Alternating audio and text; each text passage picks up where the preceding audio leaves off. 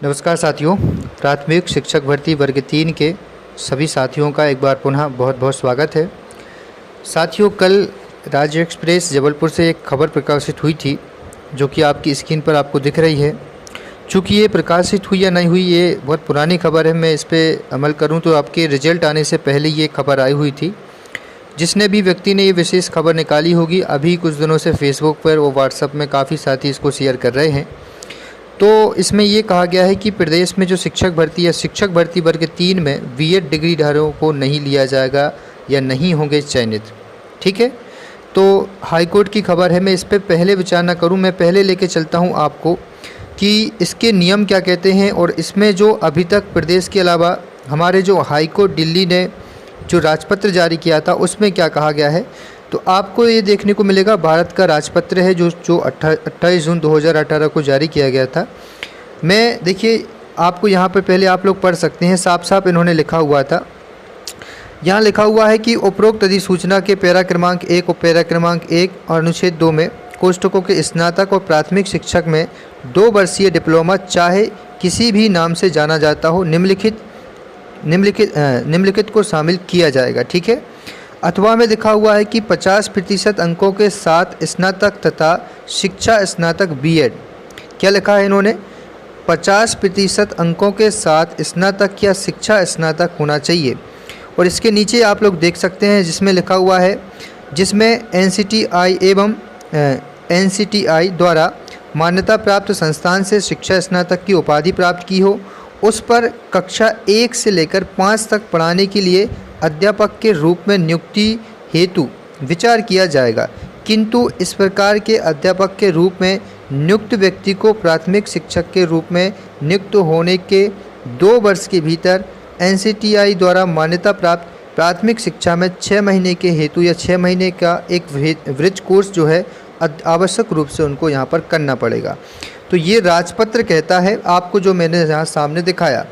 इसके बाद आपको मैं लेके चलता हूँ, यहाँ पर आप लोग देखिएगा, ये आपके जो न्यूज़ आई थी यहाँ पर आप देख सकते हैं दिल्ली से, जिसमें ये कहा गया था कि तैयारी है, दिल्ली में बीएड पास बन सकेंगे अब प्राइमरी स्कूल के शिक्षक।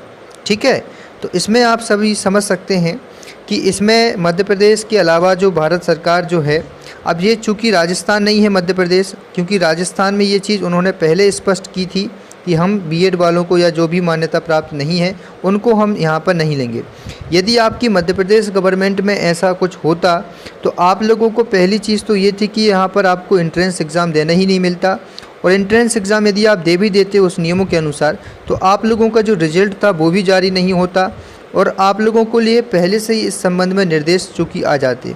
अब यहाँ पर ये जो खबर आई है इसको अच्छे से यदि आप पढ़ोगे तो इसमें आपको ये क्लियर हो जाएगा कि ये निर्धारित नहीं हुआ है। देखिए, इसको मैं पढ़ के आपको बताता हूँ। मध्य प्रदेश में प्राथमिक शिक्षक पात्रता परीक्षा में अब बीएड डिग्रीधारी अभ्यर्थी चयनित नहीं हो पाएंगे। मध्य प्रदेश के उच्च न्यायालय ने वर्ष 2020 की परीक्षा की संबंधित याचिका के निर्णयाधीन कर दिया है। याचिका में कहा गया है कि पात्रता परीक्षा में बीएड डिग्रीधारी अभ्यर्थियों को शामिल करना असंवैधानिक है। ठीक है, असंवैधानिक बताते हुए बीएड डिग्रीधारियों को शामिल करना अनुच्छेद 14, 16 और 21 के तहत शिक्षा के अधिकार अधिनियम का है उल्लंघन होगा। हाईकोर्ट ने सुप्रीम कोर्ट के अंतरिम आदेश को आधार बनाकर मध्य प्रदेश पात्रता परीक्षा को निर्माणाधीन किया है। याचिकाकर्ताओं में मध्य प्रदेश प्राथमिक शिक्षक पात्रता परीक्षा 2020 में शामिल होने वाले नियम 2018 सहित राष्ट्रीय अध्यापक शिक्षक परिषद सहित मानव संसाधन विकास मंत्रालय की अधिसूचना के संवैधानिक की चुनौती दी गई थी। याचिकाकर्ता पर गुरुवार को जस्टिस शील नामू और जस्टिस बीरेंद्र सिंह जी की खंडपीठ ने सुनवाई की और अधिवक्ता रामेश्वर जी को बताया कि हाल में ही संपन्न हुई वर्ग 3 पात्रता परीक्षा बीएड डिग्रीधारियों को शामिल किया गया है, जबकि उक्त अभ्यर्थी 6 माह के ब्रिज कोर्स करना अनिवार्य है। इसलिए उन अभ्यर्थी को यदि चयनित किया जाता है तो 2 साल के अंदर ब्रिज कोर्स करना अनिवार्य होगा, जबकि आज दिनांक तक देश में ब्रिज कोर्स कैसे होगा, उसका पाठ्यक्रम क्या होगा, यह निर्धारित नहीं किया गया है। अगर ऐसी स्थिति में बीएड डिग्रीधारियों को चयनित किया जाता है तो डीएलएड डिप्लोमा धारकों विधिक अधिकारियों का उल्लंघन होगा तथा उक्त कक्षा में अध्ययन बच्चों का शिक्षा के अधिकारों का उल्लंघन किया जाएगा। तो देखिए, इस खबर में मैं आपसे सीधा सीधा कह रहा हूँ। अब इसकी हेडिंग को यदि आप देखेंगे तो क्या लिखा है, चयनित नहीं होंगे, और अंदर इन्होंने क्या कहा है कि ब्रिज कोर्स करके चयनित होंगे।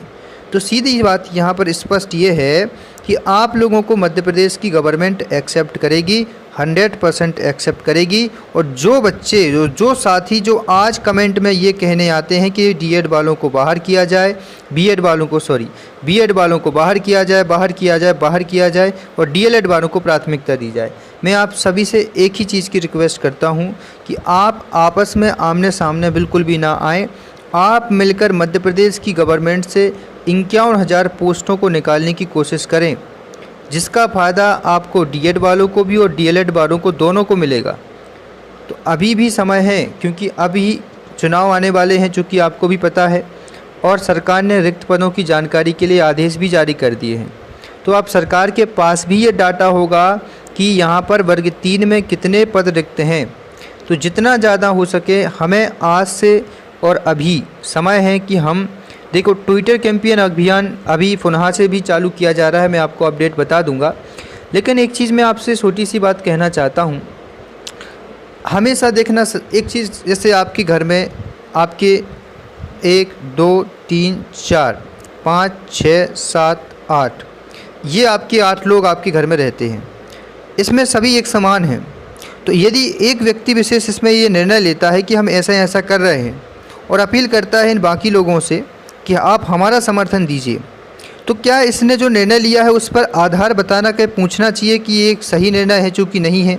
जो इस विषय के प्रति पूर्व से अनुमान लगा चुके हैं या पूर्व से अनुभव रखते हैं, तो यही चीज़ प्रदेश में हो रही है। हमारा सबका साथ वर्ग 3, वर्ग 2 और वर्ग 1 के साथ भरपूर रहा, क्योंकि हम सब एक थे। अब वर्ग 3 में क्या होता है, अब जो हैशटैग इन्होंने बना के दिया है वो इतना बड़ा हैशटैग है, मैं उसका वो नहीं करता हूँ, मैं उसी को काम करूँगा, लेकिन उसका आधार ही इस तरीके से दिया गया है इन्होंने कि इतना बड़ा हैशटैग कि किसी को पढ़ने में तक नहीं आता। और क्या होता है, ट्विटर चूँकि इंडिया का नहीं है, और जो आपकी लैंग्वेज और आपने कभी ट्रेंड कराया हो, यदि आपने कभी कोई ट्विटर अभियान या ट्विटर कैंपेन कराया हो तो आप बात बताइए। यहाँ तक कि रेलवे विभाग ने या रेलवे गवर्नमेंट के लिए जो ग्रुप डी के बच्चों ने कैंपेन चलाया था, शॉर्टकट में होता है, कम से कम 4 से 5 वर्ड का होता है और टोटल इंग्लिश में होता है। वो ऐसे नहीं होता है कि आप पूरा लिख दीजिएगा, आप कम से कम लग जाइए कितने साल, 50,000 लोग भी ट्वीट करेंगे तब भी आपका ट्विटर कैंपेन सफल नहीं हो पाएगा।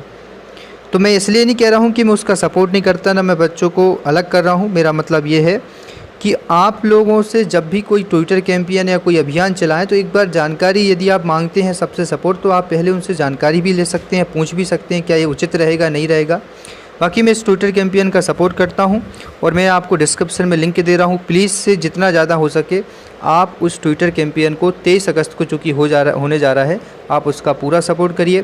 बीएड और डीएड में आपस में बिल्कुल भी फाइट मत करिए, जितना ज़्यादा हो सके। साथ ही आप सभी से निवेदन है कि इस वर्ग 3 की शिक्षक भर्ती को सफल बनाने के लिए 51,000 पदों की जो मांग चल रही है उसको ज़्यादा से ज़्यादा सफल करने की कोशिश कीजिएगा। मेरा यही आपसे अनुरोध है। अभी बीएड डीएड वालों को कोई किसी तरीके से परेशान होने की ज़रूरत नहीं है। धन्यवाद।